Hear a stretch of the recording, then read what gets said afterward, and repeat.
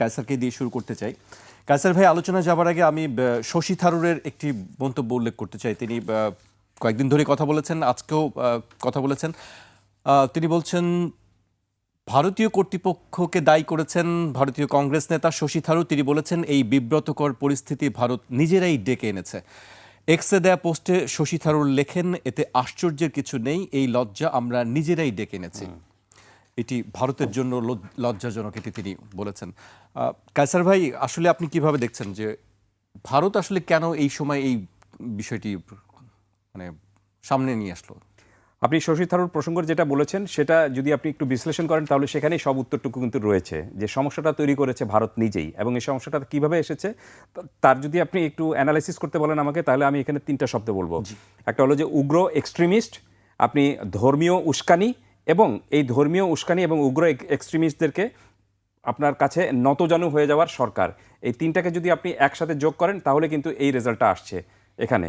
এবং আপনি দেখবেন যে এই মুস্তাফিজকে কেন্দ্র করে যে বিষয়টা ভারত যে সমস্যাটা তৈরি করেছে, এই সমস্যাটা ভারতের মধ্যে, খোদ ভারতের মধ্যে শশী থারুর কিন্তু তাদের রাজনীতিবিদ এবং খুব পরিচিত রাজনীতিবিদ। তো শুধু শশী থারুর না, আপনি দেখবেন যে ভারতের ক্রিকেটাররাও, মোহাম্মদ কাইফ, মদন লাল, তারাও কিন্তু এই সমস্যাটা তুলে ধরেছেন এবং তারা বলেছেন মুস্তাফিজ কি ক্ষতি করেছে, মুস্তাফিজ কি কাউকে আক্রমণ করেছে, মুস্তাফিজকে তাহলে কেন খেলার জন্য বাধা দেওয়া হচ্ছে। তার চেয়ে আশ্চর্যজনক বিষয়টা হলো, আপনি দেখবেন আমার কাছে মনে হচ্ছে যে ভারত যে যুক্তিটা তুলে মুস্তাফিজকে আইপিএল থেকে বাদ দিয়েছে, ঠিক এটা যে একেবারে হিপোক্রেসির পর্যায়ে পড়ে, তার জন্য আপনি দুটো উদাহরণ আমি আপনাকে দেব। একটা দেখবেন যে মুস্তাফিজ কিন্তু এই আইপিএলে খেলার আগে আইসিএল নামে একটা রয়েছে, এটা আপনার খেলেন ওই যে দুবাইতে, আরব আমিরাতে যে টুর্নামেন্টটা হচ্ছে, এবং সেই টুর্নামেন্টেও কিন্তু আপনি যে দলে তিনি খেলে থাকেন সেই দলেরও কিন্তু আপনার এই ফ্র্যাঞ্চাইজির ওনার কিন্তু ইন্ডিয়ান একজন। ঠিক একই রকমভাবে সাকিব আল হাসান যে দলে খেলে থাকেন ওই টুর্নামেন্টে, সেটার মালিকানাও কিন্তু আপনার কেকেআরের, মানে শাহরুখ খানের। তো তারা সেই টুর্নামেন্টে খেলতে পারেন, সেই দেশে খেলতে পারেন, কিন্তু ভারতে তাদের খেলতে সমস্যাটা কোথায়? এই যে আপনি এক ধরনের একটা উগ্রবাদের কাছে নতি স্বীকার করে নেওয়াটা, এটা আমি মনে করি যে পুরো আন্তর্জাতিক পরিমণ্ডলে এবং বিশ্ব রাজনীতিতে ভারতের জন্য একটা বড় পরাজয়ের হিসাবে এটা কাউন্ট হবে। আর এই সমস্যাটা তৈরি করে ভারত যে প্রবলেমটা তৈরি করেছে, সেই প্রবলেমটা আর একটু সামনে বাড়ছে। কিভাবে সামনে বাড়ছে? যে মুস্তাফিজের মতো একজন সিঙ্গেল ক্রিকেটারকে আপনি যদি ভারতের নিরাপত্তা দিতে না পারেন, তাহলে আপনার ফেব্রুয়ারিতে যে বিশ্বকাপ শুরু হতে যাচ্ছে, সেখানে আপনি পুরো বাংলাদেশ দলকে কিভাবে নিরাপত্তা দিবেন? আর একটু ব্যাখ্যায় যাই, সেটি হলো যে শুধু বাংলাদেশ দল না, বাংলাদেশ দলকে আপনি জানেন যে বাংলাদেশ দল যখন কোনো বৈশ্বিক আসরে খেলতে যায়, তার সঙ্গে নিয়ারলি 100 জনের মতো সাংবাদিকরা যান এবং সমর্থকরাও যান খেলা দেখার জন্য। তাহলে এই সমর্থক, এই সাংবাদিকদেরকে আপনি কিভাবে নিরাপত্তা দিবেন? সো সেই বিবেচনায় আমি মনে করি যে সার্বিক পরিস্থিতি অ্যানালাইসিস করে বাংলাদেশ ক্রিকেট বোর্ড যে সিদ্ধান্তটা নিয়েছে, যে এই মুহূর্তে বাংলাদেশ ক্রিকেট দলের ভারতে খেলতে যাওয়ার মতো নিরাপত্তা নেই, এটি আমি মনে করি যে একেবারে কোনো আবেগীয় কোনো সিদ্ধান্ত না, এটা একটা প্রাগম্যাটিক একটা সিদ্ধান্ত নিয়েছে। সব কিছু বিচার বিবেচনা করে বাংলাদেশ ক্রিকেট বোর্ড যে এত বোল্ডলি এবং সাহসিক একটা সিদ্ধান্ত নিতে পারবে, এ কারণে আমি মনে করি যে বাংলাদেশ ক্রিকেট বোর্ডকে একটা ধন্যবাদ অবশ্যই তাদের পাওয়া উচিত। এবং তারা যে লজিকে এই সিদ্ধান্তটা নিয়েছে, সেই লজিকটা একেবারে লজিক্যাল, এবং যে বিকল্পটা তার করিয়েছে, এমন না যে বাংলাদেশ বলেছে যে আমরা খেলবো না, খেলার জন্য আপনার বিকল্প একটা উপায় কি হতে পারে সেটাও কিন্তু ক্রিকেট বোর্ড দেখিয়ে দিয়েছে। এখন বিষয়টা হলো যে এই পুরো বিষয়টার সমাধান করার দায়িত্ব যাদের, তারা যদি সমাধান করতে চান, তাহলে সমাধানের উপায় একটাই এখন, সেটি হলো যে বিকল্প হিসাবে বাংলাদেশের যে আপনার শ্রীলঙ্কার সাথে যে শ্রীলঙ্কা এবং ভারত, এই দুটো দলকে মিলিয়ে, দুটো দল কিন্তু একসঙ্গে হয়ে একজোট হয়ে এবারে টুর্নামেন্টের আয়োজনটা করছে। তো বাংলাদেশের সব খেলাগুলো আপনি শ্রীলঙ্কায় হবে, আর ভারতের খেলাগুলো ভারত যেরকমভাবে তাদের মতো করে করবে সেটা। সো ভারতীয় ক্রিকেট বোর্ডের এখন উচিত হবে, এবং আইসিসির উচিত হবে, ভারতীয় ক্রিকেট বোর্ড না, যেহেতু টুর্নামেন্টটা আইসিসির এখন উচিত হবে টুর্নামেন্টটা একটু রিশিডিউল করা, এবং বাংলাদেশের খেলাগুলো ভারতের মাটিতে না, আপনি শ্রীলঙ্কার মাটিতে আয়োজন করাটা। আমি জানি না যে ভারতীয় ক্রিকেট এই আইসিসি এটা কবে নাগাদ এই সিদ্ধান্তটা নেবে, তবে সিদ্ধান্তটা খুব দ্রুত নিতে হবে, বিকজ মাত্র 1 মাস সময় বাকি রয়েছে। আর এটা করতে গেলে খুব বেশি কষ্ট করতে হবে তা কিন্তু না। আমি শেষ করছি ছোট্ট একটা ব্যাখ্যাটা দিয়ে, সেটি হলো যে দেখবেন যে বাংলাদেশ দলের গ্রুপ পর্বে 4টা ম্যাচ বাংলাদেশের দলের রয়েছে। দ্যাট মিনস আপনি 4টা ম্যাচকে রিলোকেট করতে হবে, যে বাংলাদেশের সাথে যাদের খেলা রয়েছে নট নেসেসারি যে তাদেরকে ওই সময় পুরো সময় জুড়ে বাংলাদেশের সঙ্গে শ্রীলঙ্কায় থাকতে হবে। বাংলাদেশের ম্যাচ যেদিন রয়েছে তার 2 দিন আগে ওই দলগুলো সেখানে যাবে। এরকমভাবে যদি আপনি রিলোকেট করতে পারেন, তাহলে আমার কাছে মনে হচ্ছে যে সমস্যার সমাধান হয়ে যেতে পারে।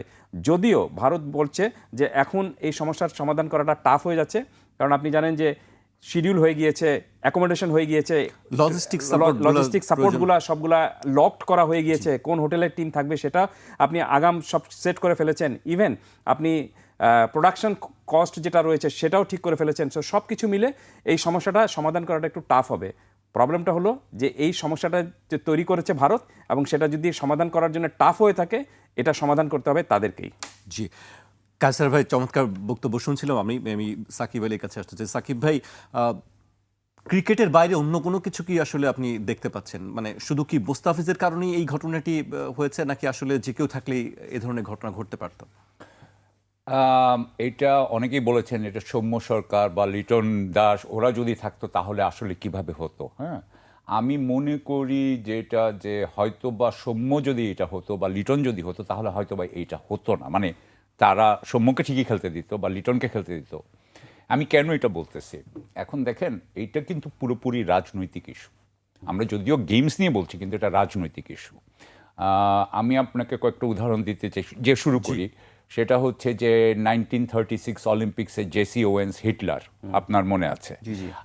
আপনাদের সুতরাং রাইট উইং বা যারা থাকে সাধারণত তারা স্পোর্টসকে কিন্তু আপনার এক ধরনের নিজেদের বীরত্বের একটা হিসাবে করে এবং এটা নিয়ে রাজনীতি করে। আপনি জানেন যে 1980 Los Angeles Moscow Olympics, I think United states boycott করেছিল। 1984 বোধহয় Los Angeles Olympics Soviet union boycott করেছিল। সুতরাং বয়কট এবং এগুলো চলে। কিন্তু আবার অন্যদিকে দেখেন যে বেইজিং এবং আমেরিকার কূটনৈতিক সম্পর্ক যখন শুরু হয় তখন একটা কথা বলা হয়তো পিং পং ডিপ্লোমেসি। তার মানে টেবিল টেনিস প্লেয়াররা যে আসলে মানুষের কিন্তু সম্পর্ক উন্নয়ন করছে। তার মানে আসলে আমি যেটা বলতে চাই, এটা হচ্ছে আপনার মনের ভিতরে। আপনি যদি কারোর প্রতি বিদ্বেষ ভাবাপন্ন হন তখন আপনি কি করবেন? স্পোর্টসকে আপনি দেখবেন একটা শক্তি পরীক্ষা হিসাবে।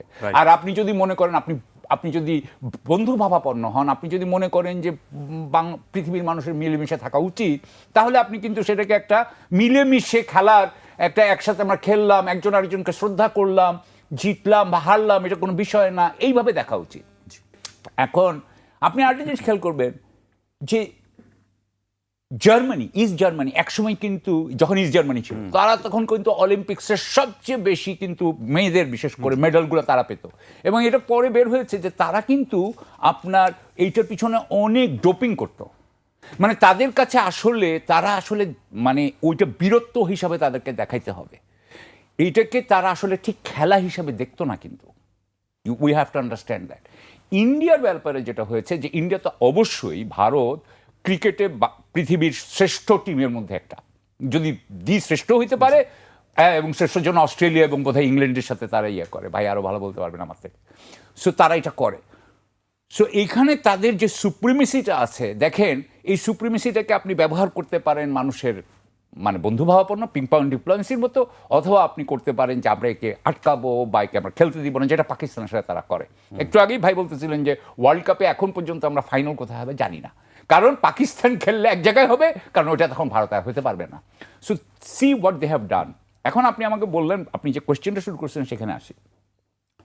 আসলে শেখ হাসিনার পতনের পরে ভারত কিন্তু কোনো জায়গায় আমাদেরকে ছাড় দিয়েছে বলে আমি মনে করি না। হয়তো বা কিছু ব্যবসা হচ্ছে, আমাদের যে খাবার দাবারের হচ্ছে, পেঁয়াজ টেয়াজ এগুলো হয়তো হচ্ছে, বাট আপনি বলেন প্রথমে আমাদেরকে ভিসা আটকায় দিল মেডিকেলের, তারপরে আমাদেরকে আপনার গণমাধ্যমে চরম হলো যে আমরা এখানে বোধহয় আমাদের হিন্দু ধর্মাবলম্বী ভাই বোনদেরকে একেবারে মেরে হত্যাযজ্ঞ করে ফেলতেছি, যেটা আমি দেখি না।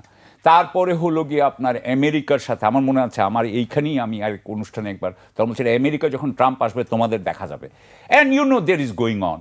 তারা কোনো দিকে আমাদেরকে ছাড় দেয় নাই। মুস্তাফিজকে যে খেলতে দিচ্ছে না এটাও তাই। এই ব্যাপারে একজন সাংবাদিক, ভারতীয় সাংবাদিক একটা সুন্দর কথা আমি এখানে বলার আগে একটু বলি। দেখেন শেখ হাসিনাকে আমরা, বাংলাদেশের জনগণ তাকে আপনার ক্ষমতাচ্যুত করলো, সে পালিয়ে গেল হচ্ছে আপনার ইন্ডিয়ায়। এখন যদি বাংলাদেশ ভারতের সাথে সম্পর্ক উন্নয়ন যদি হয়ে যায় বা ধরেন একটা মোটামুটি হয়ে যায়, তাহলে ভবিষ্যতে কোন দেশ আর ভারতের পক্ষের হবে? আর শেখ হাসিনা ভারত পাবে না।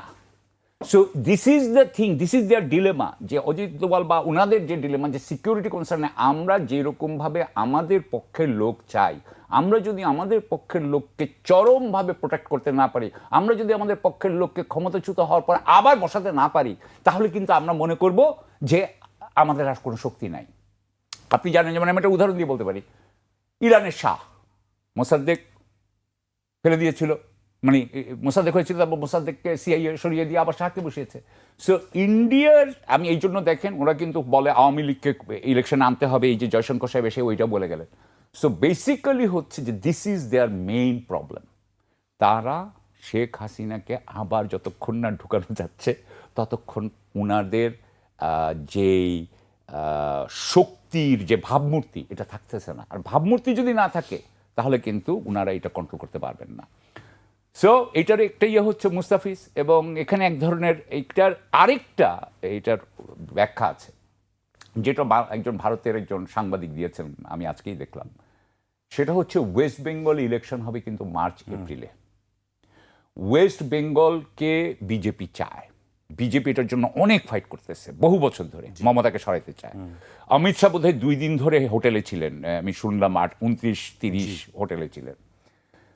এখন ওখানে যদি ধরেন যখন এই যে ধরেন কেকেআর যখন খেলছে, মানে ওরা কি দেখায়, ওরা দেখায় হচ্ছে যে হিন্দুদেরকে বাংলাদেশের প্রতি এক ধরনের বিদ্বেষ থাকতে হবে, কারণ তোমরা যারা বাংলাদেশে একসময় ছিলা, তোমরা চলে আসছো, রিফিউজি হয়েছো, সুতরাং তোমরা তো বাংলাদেশের এগেনস্টে যাও। আর যারা এখানে হিন্দু আছে, যারা পশ্চিমবঙ্গেই অরিজিনালি, তারাও বাংলাদেশের বিপক্ষে যাও। কেন বিপক্ষে যাও? কারণ তোমরা অনুপ্রবেশকারী, ঘুষপেটিয়া বলে না, ওরা তো বলে ঘুষপেটিয়া, আমাদের নামই তো ঘুষপেটিয়া, আমরা তো ঘুষপেটিয়াস। সো এইটা করে কিন্তু তারা প্রত্যেকবার কিন্তু এখন পর্যন্ত ফেল করেছে। এখন তারা যেটা দেখাতে চাবে, ধরেন এই সময় যখন ধরেন কেকেআর যখন খেলতেছে, কলকাতার মানুষজন অবশ্যই কেকেআরকে সাপোর্ট করে। আমার এটা, আমি নিজে স্পেকুলেট করছি যে ওরা দেখাইতে চায় হচ্ছে বাংলাদেশ হচ্ছে গিয়া পাগড়ি পরা আর লম্বা দাড়ি, they are trying to paint us in one way. কিন্তু সেখানে যদি মোস্তাফিজ যায়, একটা নিরীহ একটা ছেলে, সে সুন্দর খেলে, তাহলে কিন্তু বাংলাদেশকে হেট করা যাচ্ছে না। আমার হেট্রেডটাকে যদি আমি চরম পর্যায়ে না নিতে পারি, আমি জিতবো না ইলেকশন। সো এটা হচ্ছে হেট্রেড উৎপাদন করা, এবং ওয়েস্ট বেঙ্গলের ইলেকশন আমি মনে করি মুস্তাফিজের একটা বড় কারণ। এবং আজকে একটা বলে শেষ করি, ভাই যেটা বললেন যে বাংলাদেশ টিমের 3টা খেলা বোধহয় কলকাতায়, নাকি আপনি 3টা ম্যাচ কলকাতায়, একটা মুম্বাইতে। আমি তো মনে করি এখন এটা শোনার পরে আমার মনে হচ্ছে বাংলাদেশের টিমে যাওয়া উচিত, খালি আর কিছু না, বিজেপিকে হারানোর জন্য ওয়েস্ট বেঙ্গল ইলেকশনে। কারণ বাংলাদেশের ছেলেগুলো যদি যায়, তাহলে তাদের এগেইন বাংলাদেশের প্রতি একটা ভালো ইয়ে আসবে। কিছু আমরা তো যেতে চাই, কিন্তু আমাদের সিকিউরিটি তো দিতে তারা বাধ্য, সেটা আরেক জিনিস।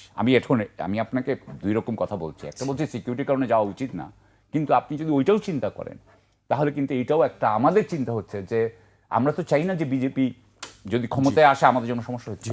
সাকিব ভাই, আপনার কাছে আবারও আসবো, আমি কায়সার ভাইয়ের কাছে আসতে চাই। কায়সার ভাই, রাজনৈতিক অঙ্গনে আমরা গত 1.5 বছর ধরে একটি টানাপোড়েন দেখছি। ক্রিকেটেও কি আসলে কি এরকম ভবিষ্যৎকে আমরা অপেক্ষা করছি আমাদের সামনে, যে ভারতের সঙ্গে আমাদের ক্রিকেট সম্পর্কটাও কি ওইদিকে চলে যাবে? যাওয়া উচিত না। কারণটা হলো যে ক্রিকেটের সঙ্গে রাজনীতিতে জড়ানোটা কখনোই উচিত না। শুধু ক্রিকেট কেন, আপনি যে কোনো স্পোর্টসের সাথে রাজনীতি জড়ানোটা উচিত না। কারণ হলো স্পোর্টস হলো এত বিগ হৃদয়, মানে স্পোর্টসের খেলা, বা আপনি মর্যাদার খেলা, মানে ফুর্তির খেলা। এবং এটা ধরেন আপনি ভাই যেভাবে বললেন, যেটা যুদ্ধ থামিয়ে দেয়, 2 বৈরী দেশকে এক করে দেয়। কিন্তু যখন আপনি এটার মধ্যে যখন আপনি স্পোর্টসের স্পিরিটের মধ্যে রাজনীতিকে টেনে নিয়ে আসবেন, তখন সেটা কুলুষিত হতে বাধ্য। উদাহরণ হিসাবে বেশি দূর যাব না, 2টা উদাহরণ দেই। নাম্বার 1 উদাহরণ, সেটি হলো যে পাক ভারত যে সমস্যাটা চলে আসতেছে। দেখুন, তারা সব ধরনের সম্পর্ক তাদের মধ্যে রয়েছে, কিন্তু ক্রিকেট মাঠে তারা হ্যান্ডশেক করে না, 2 ক্যাপ্টেন মিলে হ্যান্ডশেক করে না। সেটা ধরুন আপনি কত মানে অমর্যাদাকর একটা বিষয়। আপনি একসাথে ক্রিকেট খেলছেন, আপনি একদল হারছে একদল জিতছে, কিন্তু আপনি টস করার আগে একজন আরেকজনের সাথে কথা বলছেন না, হ্যান্ডশেকও করছেন না। অথচ স্পোর্টসের স্পিরিটটা হলো যে আপনি খেলা শুরু করার আগে হ্যান্ডশেক করবেন, এবং খেলা শেষ হওয়ার পর যেই দলই জিতুক সবাই মিলে কিন্তু হ্যান্ডশেক করবে। তার মানেটা হলো যে যতক্ষণ পর্যন্ত আমি মাঠে খেলছি ততক্ষণ পর্যন্ত কিন্তু আপনি প্রতিযোগিতা, প্রতিদ্বন্দ্বিতা এবং আমাদের লড়াইয়ের সেই মানসিকতা। কিন্তু যখনই খেলাটা শেষ হয়ে গেল, তখন কিন্তু সবাই আমরা একজোট। This is called sporting spirit. তো এই স্পিরিটটা নষ্ট করে দিচ্ছে কি রাজনীতি। এবং দেখুন এই রাজনীতি, এটা তো আমি ভূ রাজনীতি পাক ভারত রাজনীতির কথা বললাম, এই রাজনীতির পরিমণ্ডলে জড়িয়ে আমাদের সাকিব আল হাসানও কিন্তু তার ক্যারিয়ারটা এক অর্থে শেষের দিকে যার যেরকমভাবে সুন্দর করে শেষ করার কথা ছিল সেটা কিন্তু তিনি করতে পারেননি। তার একটাই মাত্র কারণ, সেটা হলো যে তিনি খেলতে খেলতেই রাজনীতিতে জড়িয়ে পড়েছিলেন এবং এই রাজনীতিতে জড়িয়ে পড়ার কারণেই তার কিন্তু ক্যারিয়ারটা যেভাবে শেষ করার কথা ছিল, যত সুন্দরভাবে শেষ করার কথা ছিল, সেটা সুন্দরভাবে শেষ করতে পারেননি। তো মোদ্দা কথাটা হলো যে রাজনীতির জায়গায় থাকবে, খেলার জায়গায় থাকবে, কিন্তু যখনই আপনি এই খেলার মধ্যে রাজনীতিটাকে টেনে আনার চেষ্টাটুকু করবেন তখন দেখবেন যে এই সমস্যাগুলো তৈরি হয়ে থাকে। আর আমি সবসময় একটা জিনিস বিশ্বাস করি যে খেলা কিন্তু জাস্ট ইটস এ গেম, এটাকে আপনি যুদ্ধ মনে করার কোনো কিছু নেই। ঠিক অনেকে বলেন না যে দেখে মনে হচ্ছে যেন পাক ভারত যুদ্ধ দামামা, কোনো মতেই আসলে এই জিনিসগুলো হওয়া উচিত না। এটা লেখার জন্য অনেকে বলেন ভারত পাকিস্তান মহারণ, কিন্তু এটা আপনি এটা যুদ্ধ কখনোই আপনি খেলা হতে পারে না। খেলাই একটা খেলা শেষ হয়ে গেল, আপনি তারপরে সব কিছু শেষ। আপনি দেখুন এই ব্রাজিল আর আর্জেন্টিনার যে ম্যাচ হয় সেখানেও কিন্তু আপনি ওই খেলা শেষ হয়ে যাওয়ার পর তারপরে ওই সব দেশে কিন্তু আর এইগুলো নিয়ে আলোচনা হয় না, কিন্তু আমাদের এখানে এই জিনিসগুলো নিয়ে বেশি আলোচনা হয়। কারণটা হলো যে আমরা সব সময় যে কোনো পরিস্থিতিতে যে কোনো বিষয় জিততে চাই। তো আপনি অনেক সময় অনেক বিষয় রয়েছে যে আপনি পাশের জনকে জিতিয়ে দিয়েও কিন্তু জেতার আনন্দটুকু পাবেন। স্পোর্টসের স্পিরিট কিন্তু তাই বলে। এইখানে কে জিততেছে আসলে কাসের ভাই? না ভারত জিততেছে না বাংলাদেশ জিততেছে, কেউই তো আসলে সবাই তো লুজারই হচ্ছে। সবচেয়ে বড় লুজার হচ্ছে ভারত, নিজেই ভারত লুজার হচ্ছে। কারণ তারা জানে যে দাবির মুখে মুস্তাফিজকে এখান থেকে তারা সরিয়ে দিয়েছে আইপিএল থেকে, সেই দাবিটা কোনো মতে যৌক্তিক কোনো দাবি না। এবং এই যুগে এই সময় এই দাবি মেনে নেওয়ার মানেটা হলো যে আপনি উগ্র জাতীয়তাবাদটাকে প্রশ্রয় দিচ্ছেন, আপনি ধার্মিক উগ্র যে আপনার ধর্মীয় উস্কানি যে বিষয়টা রয়েছে সেটাকে আপনি প্রশ্রয় দিচ্ছেন। আর ভাই যেভাবে বললেন যে এখানে যদি নামটা মুস্তাফিজ না হয়ে যদি মোহনদাস ঠাকুর হতো তখন কি ব্যবস্থাটা হতো। তো আমার কাছে মনে হয় যে এখানে মোহনদাস ঠাকুরও হোক অথবা লিটন দাসী হোক অথবা সৌম্য সরকারি হোক, যেই হোক না কেন, এখানে একটা ধর্মীয় পরিচয়টা অবশ্যই একটা বিষয় রয়েছে এবং সেই সঙ্গে কিন্তু একটা দেশের পরিচয়টা একটা বড় বিষয় রয়েছে।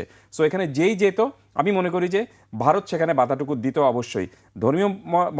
ধর্মীয় পরিচয়টা একটা বড় বিষয় অবশ্যই, এবং সেই সঙ্গে বাংলাদেশ এই পরিচয়টা কিন্তু অনেক ইম্পর্টেন্ট একটা ইস্যু হয়ে দাঁড়াবে। আর সবচেয়ে বড় বিষয়টা হলো যে দেখুন আইপিএল হবে কিন্তু আপনার এপ্রিলে, তার আগে কিন্তু ওয়ার্ল্ড কাপ। তো তারা কিন্তু কখনই বলে নেই যে বাংলাদেশ ওয়ার্ল্ড কাপ খেলতে না আসুক, মুস্তাফিজ খেলতে না আসুক, সেটা তারা চাচ্ছে, যেটা এপ্রিলে হবে। আর ওয়ার্ল্ড কাপ হবে আপনার ফেব্রুয়ারিতে, সেটা পুরো বাংলাদেশ দল যাবে, কিন্তু তারা কখনই বলে নেই যে বাংলাদেশ না আসুক, সেটা তো তারা চাচ্ছে বাংলাদেশ আসুক। তো আপনি এই এপ্রিলে মুস্তাফিজকে দেখতে চাচ্ছেন না, কিন্তু ফেব্রুয়ারিতে আপনি পুরো বাংলাদেশ দলকে দেখতে চাচ্ছেন। তো এর চেয়ে বড় হিপোক্রেসি আর কি হতে পারে? সো প্রবলেমটা ভারত তৈরি করেছে এবং তারা এই উস্কানিমূলক যে বিষয়টা রয়েছে, যে ধর্মীয় এক ধরনের উস্কানি যারা দিচ্ছেন এবং যারা উগ্র জাতীয়তাবাদটাকে প্রশ্রয় দিচ্ছেন, তাদের কাছে তাদের দাবির কাছে নতজানু হওয়ার কারণেই কিন্তু ভারতীয় দল আজকে ভারত সরকার কিন্তু এই সিদ্ধান্তটি নিয়েছে।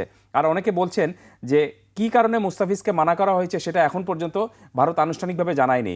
ভাই, এটা আনুষ্ঠানিকভাবে জানানোর কিছু নেই তো, কারণ আপনি যখন স্লোগান হচ্ছে, মিছিল হচ্ছে যে বাংলাদেশ থেকে যদি মুস্তাফিজ এখানে খেলতে আসে তাহলে ইডেনের পিচ খুঁড়ে ফেলা হবে, গ্যালারি জ্বালিয়ে দেওয়া হবে, স্টেডিয়াম পুড়িয়ে দেওয়া হবে, এরপর কি আপনি আর বলার অপেক্ষা রাখে যে কেন মুস্তাফিজকে তারা খেলতে মানা করছে? তার মানেটা হলো যে সেই সময় যে অনিরাপদ একটা পরিস্থিতি তৈরি হবে, সেই অনিরাপদ পরিস্থিতিকে সামাল দেওয়ার মতো এখতিয়ার ভারত সরকারের নেই বলেই তারা মুস্তাফিজকে যাতে এই টুর্নামেন্টে খেলতে না আসেন এই কারণে বিসিসিআইকে জানিয়েছে এবং বিসিসিআই সেটা আপনার কেকেআরকে জানিয়েছে। সো প্রবলেমটা এক জায়গায়, সেটা হলো যে ক্রিকেট খেলার মতো ভারত এখন পর্যন্ত নিরাপদ কিনা সেই প্রসঙ্গটা যে বাংলাদেশ তুলেছে, আমি মনে করি একেবারে পারফেক্ট একটা প্রসঙ্গ তুলেছে। নাও বল এখন আইসিসির কোর্টে, আইসিসিকে একটা সিদ্ধান্ত অবশ্যই জানাতে হবে। তবে প্রবলেমটা হলো যে আইসিসি যারা চালান তাদের ম্যাক্সিমাম কিন্তু ভারতীয়। কিন্তু প্রবলেমটা হলো যে আপনি এই সমস্যার সমাধান না করে বেশি দিন সামনে বাড়তে পারবেন না, আর বাংলাদেশকে আপনি বাধ্য করতে পারবেন না যে ভারতে গিয়েই তাদেরকে খেলতে হবে। কারণ এখানে আইসিসির একটা রুলসে দেওয়া আছে যে নিরাপত্তার কথা যদি সংশ্লিষ্ট দেশ যদি মনে করে যে নিরাপত্তার ইস্যুটা যদি সংশ্লিষ্ট দেশ মনে করে যে যথেষ্ট না, তাহলে তারা এই টুর্নামেন্টে বা ওই জায়গায় তারা নাই আসতে পারে। এবং বাংলাদেশ দল সেটা, বাংলাদেশ ক্রিকেট বোর্ড সেটা জানিয়েছে এবং বাংলাদেশ ক্রিকেট বোর্ড সেটা জানিয়ে দিয়ে বলে দিয়েছে যে আমরা টুর্নামেন্টে খেলতে চাই, তবে নিরপেক্ষ ভেন্যুতে, যেখানে আমাদের নিরাপত্তা নিয়ে অন্য কোনো চিন্তা করতে হবে না। সৈকতের অবস্থা কি? আমরা জানি যে ওয়ার্ল্ড কাপে তার আম্পায়ারিং এর কথা আছে, সেখানে কি তিনিও কি আসলে যাবেন নাকি যাবেন না? না, তিনি এলিট প্যানেলের আম্পায়ার এখন পর্যন্ত কনফার্ম হয়নি যে তিনি এই টুর্নামেন্ট করবেন কিনা। তবে যেহেতু এলিট প্যানেলের আম্পায়ার, তিনি অবশ্যই তার মানে সেই মর্যাদার দিক থেকে এই টুর্নামেন্টে তার অবশ্যই তার পাওয়ার কথা। প্রশ্নটা হলো যে তিনি ভিসা পাবেন কিনা। যদিও তার অস্ট্রেলিয়ান পাসপোর্ট রয়েছে, কিন্তু তিনি বাংলাদেশ থেকে ভিসা যদি নিতে চান তাহলে সেই ভিসাটা পাবেন কিনা সেটাও একটা বিষয় রয়েছে। দর্শক বা সাংবাদিক যারা সংবাদকর্মী আছেন তাদের ক্ষেত্রে কি হবে? একই অবস্থা, একই সমস্যা। তো আপনি তো কোনো জায়গা থেকে তো ভিসা হচ্ছে না। যেমন আপনি আমাকেই জিজ্ঞেস করুন, আমি কিন্তু এই ওয়ার্ল্ড কাপের জন্য অ্যাক্রেডিটেশন করেছি, এখনো অ্যাক্রেডিটেশনের আপনার অ্যাপ্রুভমেন্টটা আসেনি, তবে অবশ্যই আসবে, আমি জানি এটা, কারণ আমি 2007 সাল থেকে সবগুলো ওয়ার্ল্ড কাপ করে এসেছি। সো আমার অ্যাক্রেডিটেশন আইসিসি কখনোই আটকাবে না বা কোন সমস্যা তৈরি করবে না। দুশ্চিন্তা এক জায়গায়, ভিসা পাবো কিনা বা ইন্ডিয়ান ভিসা পাবো কিনা। তো এই সমস্যাগুলি, এবং আমি একটু পিছনে ফিরে যাচ্ছি, আপনি দেখবেন যে 2011 সালে যে ওয়ার্ল্ড কাপ হয়েছিল, যেটা বাংলাদেশের যেটা পার্ট ছিল, বাংলাদেশে বিশ্বকাপটা হয়েছিল, শ্রীলঙ্কায় হয়েছিল এবং ইন্ডিয়ায় হয়েছিল। সেই বিশ্বকাপে 2011 বিশ্বকাপে বাংলাদেশ থেকে যেসব সাংবাদিকরা ওয়ার্ল্ড কাপ কভার করতে গিয়েছিলেন, তারা মুম্বাইতে গিয়ে কিন্তু অনেক সাংবাদিক হোটেল পাচ্ছিলেন না, তাদেরকে বাংলাদেশি বলে কিন্তু হোটেল দেওয়া হচ্ছিল না। এবং অনেকে যখন হোটেলটা পেয়েছিলেন তখন তাদেরকে রাত্রে 3টার সময় এসে হোটেলের দরজা নক করে কিন্তু পুলিশ পাসপোর্ট চেক করেছে। তো এই ধরনের জটিলতার মধ্যে যদি আপনি কোনো বৈশ্বিক আসরে পড়তে চান, তাহলে তো আমার মনে হয় না যে ভারতে যাওয়ার মতো আগ্রহ কোনো সাংবাদিক দেখাবেন। আপনি যদি আমাকে জিজ্ঞেস করেন, আমি যাব না, কারণ আমার কাছে সিকিউরিটি ফার্স্ট, এই জিনিসটা আমাকে ফার্স্ট প্রায়োরিটি দিতে হবে। সো এই সার্বিক পরিস্থিতি বিবেচনা করে বাংলাদেশ ক্রিকেট বোর্ড যে একটা অ্যাপিল করেছে আইসিসির কাছে, যে মেইলটা পাঠিয়েছে, সেটা যথেষ্ট লজিক্যাল, এবং আইসিসির উচিত হবে খুব দ্রুত এই সিদ্ধান্তটা দিয়ে দেওয়া। ঠিক যেরকমভাবে পাকিস্তান নিরপেক্ষ ভেন্যুতে ভারতের সাথে খেলে, এখন ভারত এই সমস্যাটা তৈরি করার কারণে বাংলাদেশের সঙ্গেও তাদেরকে ঠিক একই রকমভাবে করতে হবে। জি, আরেকটি আপনি বোধহয় দেখেছেন, রশিদ লতিফের একটি মন্তব্য দেখলাম। তিনি বলেছেন যে শেখ হাসিনাকে কেন বাংলাদেশে ফেরত দেওয়ার কথা বলে না ইন্ডিয়ানরা, সে কথা বলেছেন যে মোস্তাফিজকে আসতে দিচ্ছে না, তাহলে শেখ হাসিনা কেন সেখানে আছেন, সেই প্রশ্ন তিনি তুলেছেন। রাইট, সেটা তো বড় প্রশ্ন, এবং তার চেয়েও বড় প্রশ্নটা হলো যে শেখ হাসিনার সাথে আরও অনেকে, আপনি 5 আগস্টের পরে আরও অনেকে আওয়ামী লীগের অনেক নেতারা চলে গিয়েছেন, এবং তারা তো অবৈধ উপায় গিয়েছেন, বৈধ উপায় গিয়েছেন তা কিন্তু না, তারা অনেকে অবৈধ উপায় গিয়েছেন এবং তারা সেখানে খুব ভালোভাবে মর্যাদা নিয়েই রয়েছেন। দ্যাট মিনস আপনি এটা বোঝাই যাচ্ছে যে পুরো প্রক্রিয়ার সাথে একটা রাজনীতি জড়িত। মানে ভারত যে রাজনীতিটা চায় সেই রাজনীতি আমাদেরকে করতে হবে, এবং তাদের কথা অনুযায়ী সেরকমভাবে সব কিছু চলতে হবে। তারা যে জিনিসটা সেট করে দিবে সেই অনুযায়ী সব কিছু করতে হবে। তো এটা তো একটা সভ্য এবং একটা সার্বভৌম দেশের নাগরিক হিসেবে কখনো এটা মর্যাদা সম্পন্ন কোনো বিষয় হতে পারে না। সো আমি মনে করি যে বাংলাদেশ ক্রিকেট বোর্ড এবং বাংলাদেশ সরকার এই পুরো বিষয়টা নিয়ে, মুস্তাফিজের বিষয়টা নিয়ে যে স্ট্যান্ড নিয়েছে, সেটা আমাদের মর্যাদাটাকে অনেক দূর এগিয়ে দিয়েছে। এই মর্যাদাটাই হলো আসল জিনিস। আপনি একটা বিশ্বকাপে যদি না খেলেন, তাতে আমি মনে করি না যে অনেক বড় কোনো কিছু হারিয়ে যাবে বা কিছু চলে যাবে, কিন্তু যখনই when you lost your dignity, আপনি যখন মর্যাদা হারিয়ে ফেলবেন, তখন সেটা কিন্তু উদ্ধার করা সম্ভব হয় না। এই কারণে আমি মনে করি যে বাংলাদেশ ক্রিকেট বোর্ড যে সিদ্ধান্ত নিয়েছে এবং সরকারের যে পরামর্শটা সরকার দিয়েছে, এই সব কিছুই খুবই লজিক্যাল, এবং এখানে আবেগজনিতভাবে কোনো সিদ্ধান্ত বাংলাদেশ নেয়নি, সেটা তারা নিয়েছে খুবই বাস্তব চিন্তা করে। এবং এই সিদ্ধান্তে এখন বাংলাদেশ দলকে স্ট্রিক্ট থাকতে হবে, কারণ আপনি যখন একবার শিরদাঁড়া সোজা করে দাঁড়িয়েছেন, আপনাকে সোজা হয়ে দাঁড়াতে হবে, আর নতজানু হওয়া যাবে না। জি, আমরা সেটি কামনা করি। আমি সাকিব ভাইয়ের কাছে আসতে চাই। আমরা যেটা শুনছিলাম কায়েসার ভাইয়ের কাছে, যে দাদাগিরির একটি বিষয়ে সবসময় চাপিয়ে দেওয়ার বিষয় থাকে। আমরা সম্প্রতি দেখলাম যে জয়শঙ্করের একটি সফর ছিল, সেখানে সেই সফরের পর আমরা একটি ইতিবাচক অবস্থান দেখছিলাম, যে মনে হয় যে দুই দেশের মধ্যে একটি সম্পর্ক স্বাভাবিক হবে আবার। কিন্তু উল্টাটা হলো কেন? কূটনীতি এটা কি আসলে? উল্টোটা হলো এই কারণে যে ভারতে এই যে আপনি বললেন না যে এটাতে লাভ কি হচ্ছে, আপনি ভাইকে জিজ্ঞেস করতেছিলেন না যে কে লাভ হইলো, তখন আমার যেটা মনে আসলো যে এটা লাভ হবে হচ্ছে কিন্তু বিজেপির, লাভটা হচ্ছে বিজেপির। বা বিজেপির আপনি খেয়াল করেন যে 2014 থেকে তারা যে পাওয়ারে আছে, নরেন্দ্র মোদী গভর্নমেন্ট, এই সময় আপনি যদি একটা জিনিস দেখেন যে হিন্দু মুসলিম আপনার বিবাদ কিন্তু বেড়েছে, বিদ্বেষ কিন্তু বেড়েছে একদিক। এই বিদ্বেষ যেখানে বেড়েছে, এবং এখানে কিন্তু আমি মনে করি এই যে আপনার মুসলিমদেরকে একটা ডিহিউম্যানাইজিংয়ের একটা আমরা পাই। যেমন এক্ষুনি ভাই বললেন যে বোম্বেতে আপনি হোটেল ঢুকতে পারবেন না, আপনি মুসলিম হলে আপনি কোনো রেসিডেন্সিয়াল এরিয়াতে আপনাকে যাইতে বসতে দিবেন, মানে থাকতে দিবে না। সো এই বিদ্বেষটাকে ব্যবহার করেই কিন্তু ওখানের পলিটিক্সটা চলছে। এটা যারা রাষ্ট্রবিজ্ঞানী বা তারা বলেন যে ধরেন আমেরিকা, ধরেন আপনার ইন্ডিয়া, ধরেন রাশিয়া, এগুলো কিন্তু প্রত্যেকটা দেখবেন যেগুলো right wing dictator kind of dictatorial ইয়ে হয়, সেখানে কিন্তু ডোমেস্টিক পলিসি কন্ট্রোলস দেয়ার ফরেন পলিসি। সো ডোমেস্টিক পলিসির কারণে সে করছে। ডোমেস্টিক পলিসিতে কি, সে ইউপির ভোটটা তার দরকার, তার আসামের ভোটটা দরকার, তার ওয়েস্ট বেঙ্গলের ভোটটা দরকার, ওইটা হইলেই হি ইজ হ্যাপি। তার জন্য আমি যদি বাংলাদেশের সাথে আমার সম্পর্ক, ওইটা পরের ব্যাপার। এটা হচ্ছে এক। দ্বিতীয় কথা হচ্ছে, তাহলে আপনি বলতে পারেন যে তাহলে জয়শঙ্করের সেইগুলো বললো কেন? কারণ জয়শঙ্করের কাজ হচ্ছে গিয়ে একটা আপনার ভদ্র একটা ইমেজ প্রজেক্ট করা। যেমন অজিত দোভালের কাজ যদি হয় যে টু সেন্ড র, এটা কি দ্বিমুখী একটি বিষয় বা দ্বিচারিতার বিষয় নাকি এটাকে ভারত সরকারের? দ্বিমুখী বলতে পারেন অথবা এটাকে কৌশল বলতে পারেন। এটা কৌশল, কারণ আমি জানি না, আমি জাস্ট কথা বলছি। জি। আপনি ক্লাইভের চিঠি দেখছিলেন, কখনো পড়ছেন? সিরাজউদ্দৌলাকে যে চিঠি লিখছিল পলাশির আগে, দেখেন কি সুন্দর চিঠি। তোমাকে ছাড়া আমাদের কিছুই হচ্ছে না, আমরা আর কিছু করতে না পেরে আমরা আসতেছি। So this is diplomacy. আপনি মুখে বলবেন যে আমরা এটা চাই, কিন্তু আপনি কাজে দেখছেন যে তারা চায় না। আর ভাইয়ের একটা কথা আমি একটু ইয়ে করি, এখানে বিজেপি, আরএসএস থেকেও BJP is not subservient to Bajrang Dal, BJP is not subservient to বিশ্ব হিন্দু পরিষদ। বিশ্ব হিন্দু পরিষদ এবং বজরং দল হচ্ছে তার স্ট্রাইক টিম। সে এক একটা কাজ এক একজনকে দিয়ে করায়। এটা তো আপনি জানেন যে পৃথিবীর অনেক দেশই আছে, এটা সব দেশেই আছে। সুতরাং সে ওইটা করাচ্ছে আর কি। সো আমি মনে করি যে এইটা করাতে তাদের লাভ হচ্ছে আভ্যন্তরীণ। ধন্যবাদ। ক্রিকেট কূটনীতি নিয়ে আমরা কথা বলছিলাম যে আসলে এটার আর্থিক ক্ষতিটা আসলে কার বেশি হবে? ভারতের দিকে নিশ্চয়ই এটার ক্ষতিটা বেশি হবে মনে হয়। না, আমি আজকে এই রিপোর্টটা দেখছিলাম। এটা আর্থিক ক্ষতি তো অবশ্যই ভারতের হবে, কারণটা হলো যে তারা টুর্নামেন্টের আয়োজক, যেহেতু এখন তাদেরকে আবার এটা রিশিডিউল করতে হলে নিশ্চিতভাবে তাদের অনেক ধরনের আপনার প্ল্যানগুলো আবার নতুন করে সাজাতে হবে, আপনার অনেক ধরনের ক্ষতির সম্মুখীন হতে হবে। সব কিছু মিলে আমি দেখলাম যে এখানে প্রায় 30 কোটি টাকার মতো, 30 কোটি রুপির মতো একটা ক্ষতিটা হবে। তো এই 30 কোটি rupee it's not a big মানি আপনি ভারতীয় ক্রিকেট বোর্ডের জন্য। সো আর্থিক ক্ষতিটা বড় বিষয় না, বড় বিষয়টা হলো যে এই সমস্যাটা কেন তৈরি হবে। আপনি যখনই, সবচেয়ে বড় বিষয়টা হলো যে আপনি যখনই একটা বৈশ্বিক কোনো টুর্নামেন্টের আয়োজন করবেন, তখন সেখানে আপনাকে অনেক কিছু চিন্তা করতে হবে যে যারা পার্টিসিপেট রয়েছে, দলগুলো রয়েছে, এবং সেই পার্টিসিপেটরি দলগুলোর যারা সমর্থক আসবেন বা সাংবাদিকরা আসবেন, তাদের জন্য আমার নিরাপত্তা থেকে শুরু করে বাদবাকি সব কিছু আপনার সুবিধাগুলো এমন সুন্দর করে করতে হবে যেন তারা এই টুর্নামেন্ট শেষ করে গিয়ে বলতে পারে যে ইয়েস, আমরা একটা সুন্দর টুর্নামেন্ট করেছি, আমরা একটা ভালো দেশে এসেছিলাম। যদি আপনি আমাকে বলেন, তাহলে আমি আপনাকে একটা উদাহরণ মনে করিয়ে দিচ্ছি। 2006 সালে আপনার ফিফার ওয়ার্ল্ড কাপ ফুটবল হয়েছিল জার্মানিতে।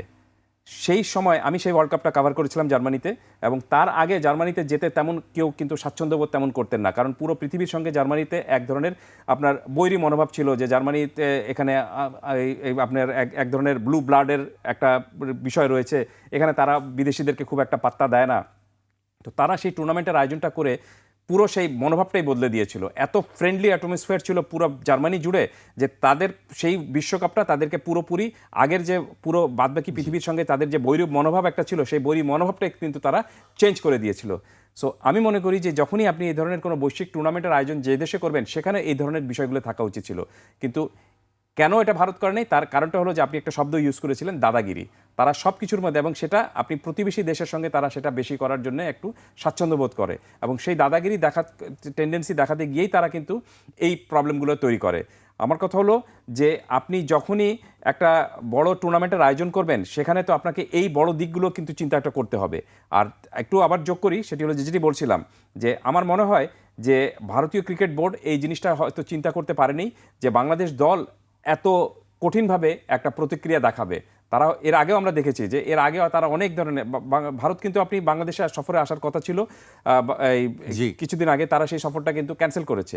ইভেন আপনি এবছরে কিন্তু সেপ্টেম্বরে তারা বাংলাদেশ সফরে আসার কথা 3টা ওয়ানডে এবং 3টা টি20 ম্যাচ খেলার জন্য, কিন্তু সার্বিক যা পরিস্থিতি তাতে তারা এই টুর্নামেন্ট এই সফরটা হয়তো আবার আসবে না।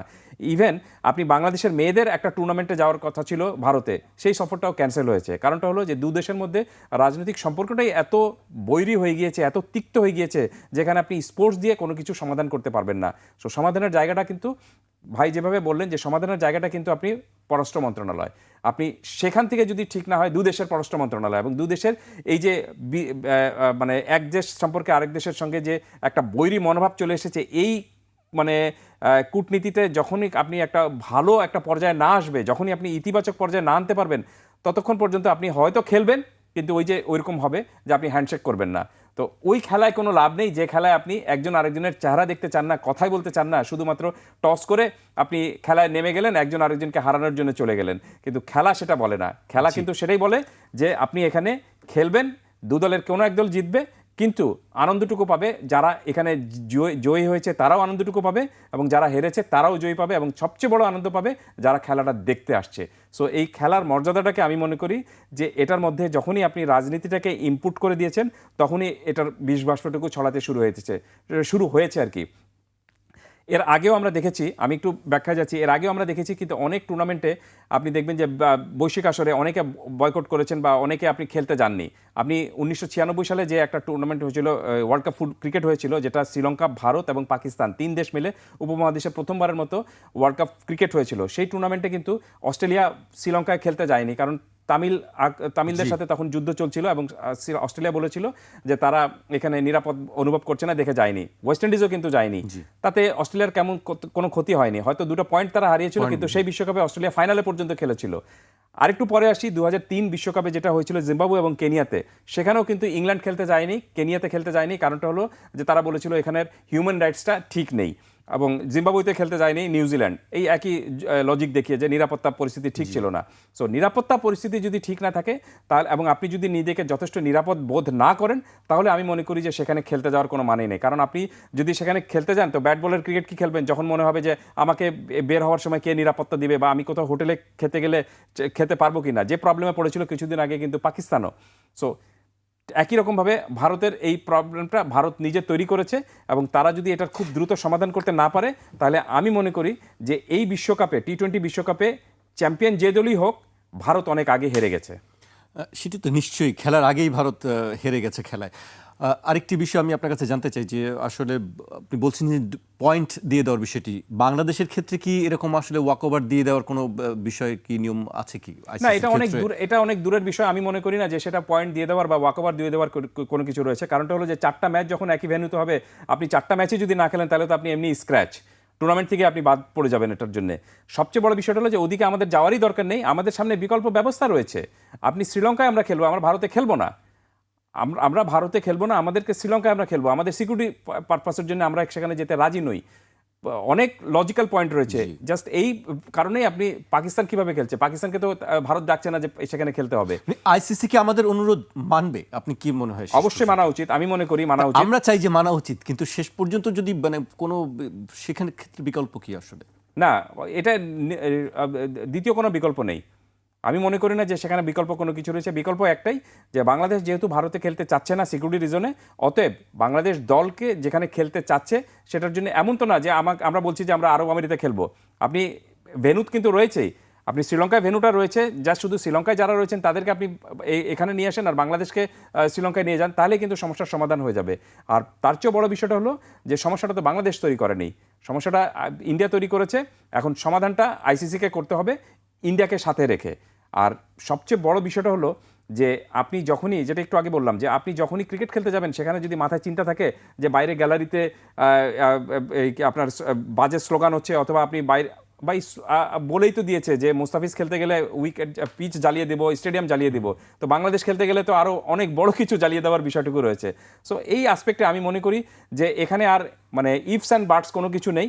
বাংলাদেশ এখানে কোনো মতেই, ইভেন ইন্ডিয়া একটা চালাকি করতে পারে, সেটা হলো যে আপনি দেখবেন যে তারা হয়তো বলবে যে যেহেতু বাংলাদেশের ম্যাচগুলো রয়েছে, 3টি ম্যাচ রয়েছে, গ্রুপ পর্যায়ে 3টি ম্যাচ রয়েছে কলকাতায়, এই ভেন্যুটা চেঞ্জ করে আমরা এটা মুম্বাই অথবা রাজস্থান অথবা অন্য কোনো জায়গায় করে দেয়, যেখানে আপনার এই উগ্র আপনার এই জাতীয়তাবাদ অথবা উগ্র এক্সট্রিমিস্টটা কম। আমি মনে করি যে সেই সিদ্ধান্তটাও আমি বাংলাদেশের মেনে নেওয়া উচিত হবে না, কোনো মতেই সেটা মেনে নেওয়া উচিত হবে না, যে না আমরা ভারতে যেহেতু খেলার জন্য ভারতের কোনো জায়গায় খেলার মতো পরিস্থিতি নেই, আমরা নিরাপত্তা বোধ করছি না, অতএব আমরা এই সফরটা বা এই ট্যুরটা ভারতে করব না। আমরা এখানে বিকল্প হিসাবে পাশেই রয়েছে শ্রীলঙ্কায় যদি আমাদেরকে আয়োজন করে দেন, তাহলে আমরা সেটাতে করতে পারবো। এবং আমি যতদূর জানি ICC is going to take a positive action. জি জান, আরেকটি বিষয় আপনার কাছে জানতে চাই যে আইপিএল সম্প্রচার স্থগিত, মানে নিষেধাজ্ঞা দেওয়া হয়েছে আইপিএল সম্প্রচারের ক্ষেত্রে, এটি আর আসলে কিভাবে দেখছেন আপনি? ইটস টু আর্লি টু মানে ডিসাইড। এটা আমি মনে করি যে অনেক আগে একটা সিদ্ধান্ত নিয়ে নেওয়া হয়েছে, এটা আরেকটু পরে গেলে পুরো জিনিসটা তাহলে একটু সুন্দর হতো। কারণটা হলো যে আইপিএল কিন্তু দেখায় বাংলাদেশে মাত্র একটা বা দুটো টেলিভিশন দেখায়, এবং সেটা আপনি বন্ধ করতে পারেন, সেটা হতে পারে। কিন্তু বিষয়টা হলো যে যারা এই আইপিএল সম্প্রচার বন্ধ করার জন্য বলেছেন, তারা কি জানেন যে টেলিভিশনে আইপিএল দেখার চেয়ে আপনি অ্যাপসে যে আইপিএল দেখা হয় সেটার সংখ্যাটা অনেক বেশি, এবং এই অ্যাপস কি আপনি বাংলাদেশে বন্ধ করতে পারবেন? গুগল থেকে তো যে কেউ এই অ্যাপসটা ডাউনলোড করে আপনি খেলা দেখতে পারেন।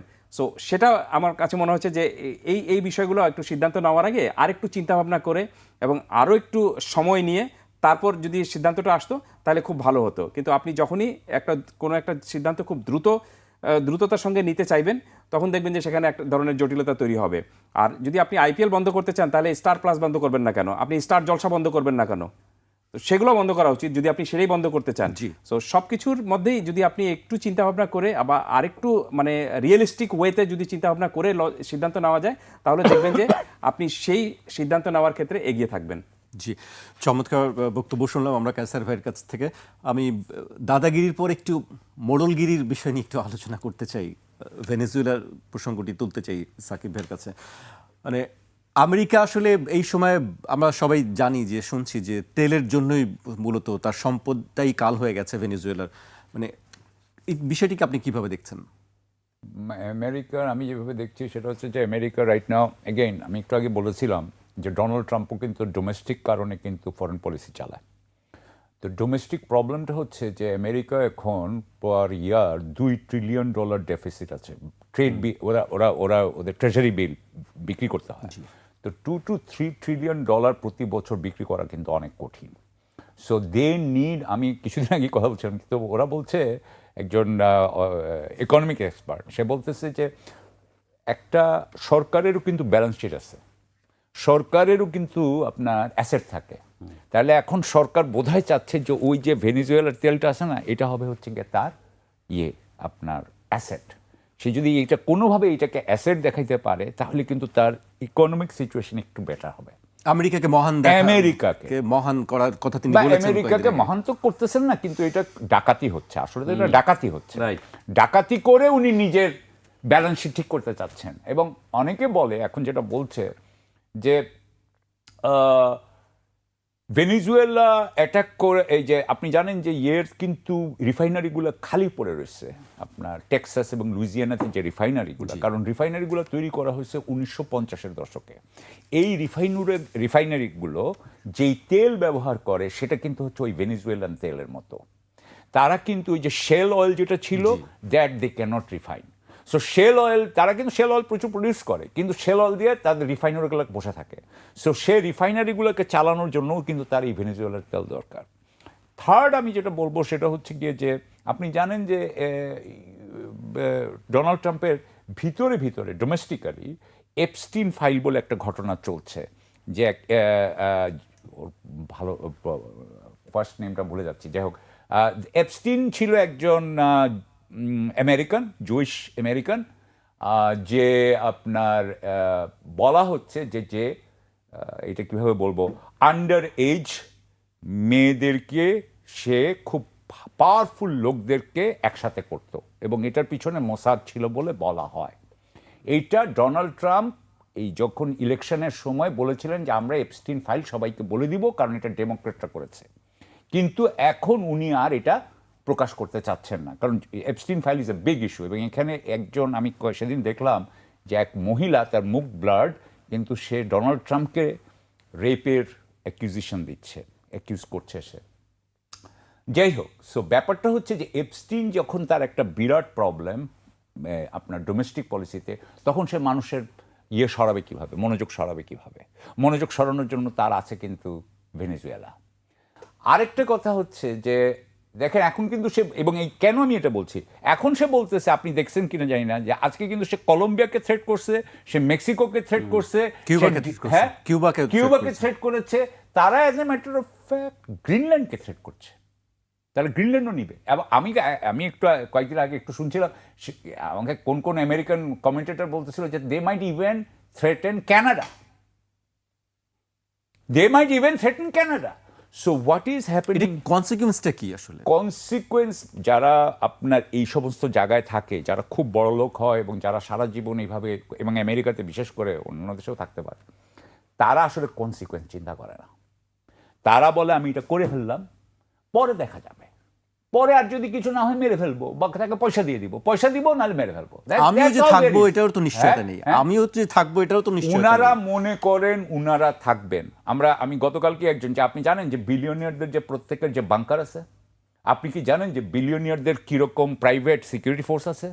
আপনি কি জানেন যে বিলিয়নিয়াররা কি মনে করে what is going to happen few days? নাহলে তারা বাংকার বানিয়েছে কেন? বাংকার বানিয়েছে কেন? সো আমি যেটা বলতে চাচ্ছি যে এটা গেল এক। দ্বিতীয়, আমি আরো একটা কথা বলতে চাই এখানে, যে দেখেন আপনি কিন্তু মাদুরোকে যেভাবে নিয়ে আসলো, 32 জন মারা গেছে, আমি একটা জায়গায় দেখলাম 32 জনই কিন্তু কিউবান বডিগার্ডস। সো বেসিক্যালি কোনো ভেনিজুয়েলান মারা যায় নাই। তার মানে ভেনিজুয়েলানরা যুদ্ধ করে নাই, ভেনিজুয়েলানরা গুলি করে নাই। চিনুক হেলিকপ্টারগুলোকে ইচ্ছা করলেই তাদের কাছে হাজার হাজার, বোধহয় রাশিয়ান ম্যানপ্যাড বলে, বুঝছেন, যে কাঁধের উপরে দিয়ে ঠাস করে মারা দেয়, ওরকম প্রচুর আছে। ওরা ইচ্ছা করলেই করতে পারতো, আর ওইটা তো আর আপনার প্লেন দিয়ে ওটা ফালানো যায় না, ম্যানপ্যাড। কিন্তু ওরা করে নাই। কেন করে নাই? কারণ কথা হচ্ছে যে, বলা হচ্ছে যে সিআইএ অলরেডি সবাইকে ঘুষ দিয়ে রাখছে, এমনকি ভাইস প্রেসিডেন্টকে ঘুষ দিয়ে রাখছে, ভেনিজুয়েলার ভাইস প্রেসিডেন্টকে ঘুষ দিয়ে, সবাইকে, প্রতিরক্ষা মন্ত্রী, আর্মি, সবাইকে দিয়ে এটা করেছে। আমি যেটা বলতে চাচ্ছি এখন, এবং আরও একটা জিনিস হলো, আপনি জানেন যে 2 ডিসেম্বরে বোধহয় তাদের একটা ন্যাশনাল সিকিউরিটি, তারা ন্যাশনাল ডিফেন্স স্ট্র্যাটেজি এরকম একটা কি করেছিল। তো স্ট্র্যাটেজি পেপারে একটা কথাই ছিল, ট্রাম্প বলছে যে western hemisphere belongs to us, যেটা ওই যে মনরো ডক্ট্রিন 1812, ওই মনরোর সময়। সো ওরা বলতে চায় যে ওরা কিন্তু একটু পিভট করতেছে। মনে আছে আপনি যখন, আমি হলে যা হয়, এক সময় যখন ওবামা ছিল তখন তাদের পিভট ছিল টু এশিয়া। এখন ট্রাম্পের সময় the pivoting is to South America and America. তারা এখন সমস্ত সম্পত্তি চাচ্ছে। এবং এখানে একটা বড় জিনিস হচ্ছে, ওই যে আমি আপনাকে যেটা বললাম, যে অর্থনৈতিক যে বিরাট সমস্যা আমেরিকার হয়েছে, যেমন ধরেন আমেরিকা কিন্তু এখন আর ম্যানুফ্যাকচারিং ক্যাপিটাল না, তারা ম্যানুফ্যাকচার তৈরি করে না। তারা দেখছে যে চায়না একটা পিয়ার কম্পিটিটর বলে, মানে সমানে সমান প্রায় চলে এসেছে। তারা দেখছিল যেটা নিয়ে তাদের সবচেয়ে বেশি আপনার স্বপ্ন ছিল বিলিয়নিয়ারদের, সেটা ছিল এআইতেও দেখে যে চাইনিজরা একই লেভেলে, প্রায় একই লেভেলে চলে এসছে। সো তাহলে সে কোন জায়গার থেকে চায়নাকে সরাবে? সো চায়না কিন্তু ওয়াজ ভেনিজুয়েলার top buyer of oil. So সে বলতে চাচ্ছে, এটা গেল, এটা আরেকটা। থার্ড আরেকটা জিনিস আসছে এটার জন্য, সেটা হচ্ছে আমি ডলার অ্যান্ড পেট্রো ডলার। আপনি জানেন যে 1971-এ, এটা বোধহয় একবার 1930-তে হয়েছিল, আবার 1971-এ হয়েছে, যে Saudi Arabia will sell oil only on dollar, right? So এখন যদি সৌদি আরবিয়া তো ব্রিক্সে জয়েন করেছে, তার মানে সৌদি আরবিয়া এখন আর ডলার ছাড়াও তেল বিক্রি করছে।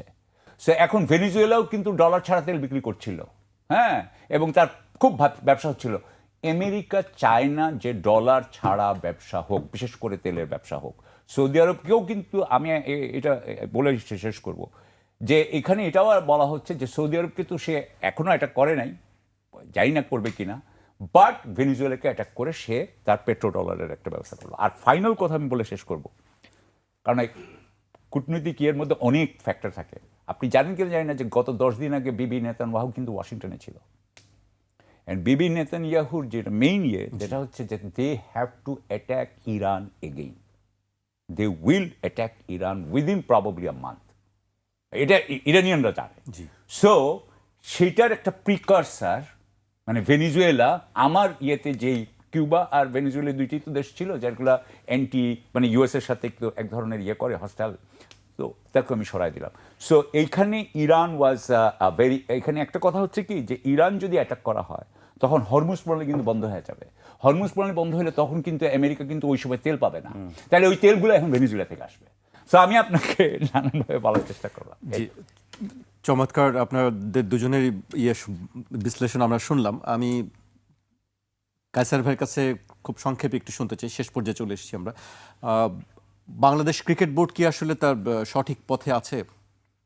অবশ্যই আমি মনে করি যে এই ইস্যুতে বাংলাদেশ ক্রিকেট বোর্ড একদম এখন পর্যন্ত সঠিক পথেই রয়েছে, এবং এই পথেই থাকাটা উচিত তাদের। এখান থেকে কোনো নড়চড় করার কোনো সুযোগটুকু নেই। কিন্তু আর যেভাবে বলছিলাম যে সমস্যাটা ভারত তৈরি করেছে, সমাধানটা তাদের করতে হবে এবং কিভাবে সমাধান করতে হবে সেই প্রক্রিয়াটা বাংলাদেশ দেখিয়ে দিয়েছে। সো আইসিসির সামনেও যেহেতু বিকল্প কোনো কিছু নেই, আমরা ধরে নিতেই পারি যে যারা এই টুর্নামেন্ট কভার করার জন্য ভারত যাওয়ার চিন্তা করছিলেন তাদেরকে এখন শ্রীলঙ্কার জন্য প্ল্যানটুকু সাজাতে হবে এবং সেটাই করাটা আমি মনে করি যে উচিত হবে। জি, আপনাদের দুজনকে অনেক ধন্যবাদ আমাদেরকে সময় দেওয়ার জন্য। দর্শক, আজ এখানেই শেষ করছি, কাল আবার দেখা হবে।